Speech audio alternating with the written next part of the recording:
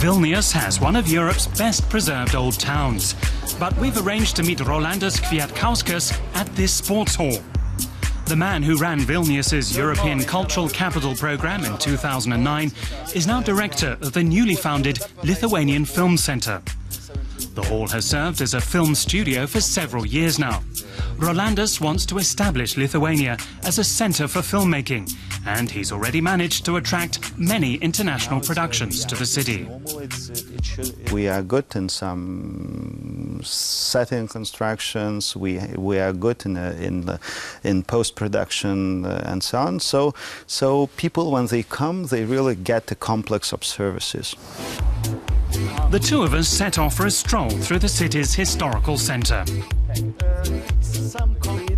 Vilnius has more than 50 churches. St. Catherine's has a special spot in Rolandas's heart because he was an advisor to the culture ministry when it was restoring the church. Like many other houses of worship, it was left to crumble apart during the Soviet era. Today, the Baroque-style building hosts concerts. Another new feature in the old town is the Alley of Authors. Hundreds of writers have been immortalised here, including Nobel Prize winners such as Germany's Günter Grass. We stroll past the presidential palace. On July the 1st, Lithuania began its 6-month presidency of the European Union Council. Rolandas hopes that will translate into positive promotion. Vilnius has often been overshadowed by the Latvian capital Riga, the largest city in the Baltics, but it has a lot to offer. The bell tower of St. John's Church, for example. An elevator takes us up 45 metres to the platform. And our Lithuanian guide loves the view out over one of Europe's largest old town centres.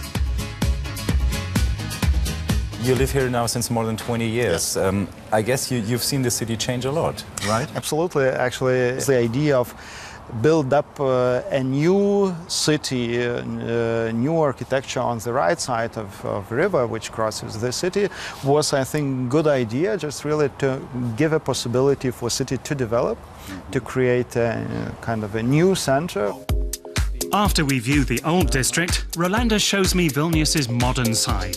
The Contemporary Arts Centre is the largest in the Baltics. It stages numerous exhibitions with artists from around the world. It also has a very popular cinema. We watch our report from 2009.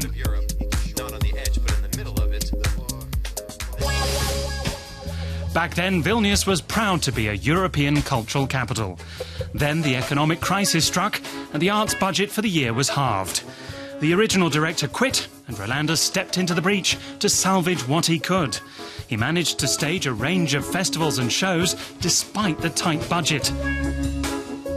The aim was to broaden the spectrum of cultural events and facilities in Vilnius.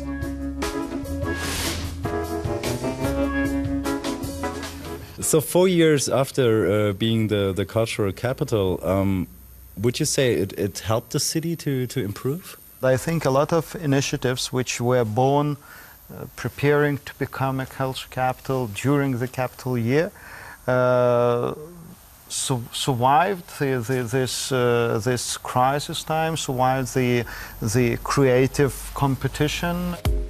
But those initiatives aren't all that's new in Vilnius. Rolandas also shows us an outlet of an extremely successful fashion label, Julia Janus.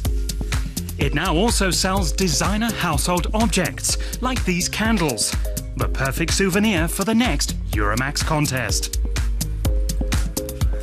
We conclude our tour in Bistro 18, Rolandas's favourite restaurant in the old city. He hopes more places like it will open because attractive shops and restaurants help to draw more tourists. After all, he says, Vilnius is far too beautiful to be ignored.